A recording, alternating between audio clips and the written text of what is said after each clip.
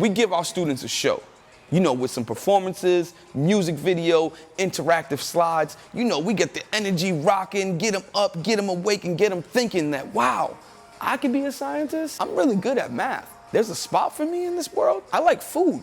This guy just told me I could be a food scientist? What? You can become a food scientist. Hold on, what? Oh, what you saying? I could be a food scientist? Yes, because I can't tell y'all, yo, there's so many options out there. This is the reaction that we want from our youth.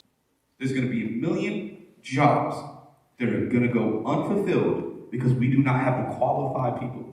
I need more developers. I need more coders. I need more animators. I need more software engineers. Get our young people to the positions where they need to be. Positions of power, positions of creativity, being able to just change the world. And have the ability to be innovators, to be thinkers, to be doers, to be game changers. Y'all have that ability.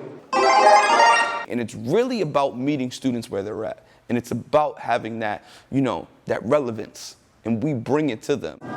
Shout it out for me. Botanist, right here. Zoologist, yes. Criminal investigator. Criminal investigator, all right. Tell you some work, I got to see you right here. What up?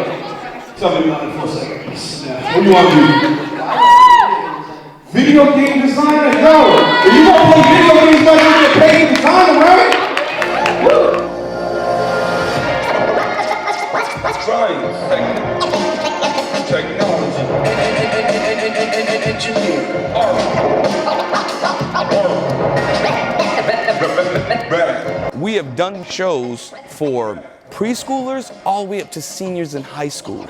And we're able to curate our information and tailor it just to that specific youth group. So that's what's great about STEAM Streets, is that differentiated learning, that ability to deliver this information for every youth so nobody is left out. They say the future is tomorrow. Nah, the youth is the future of tomorrow. Nah. They're the future of right now, today. Yeah.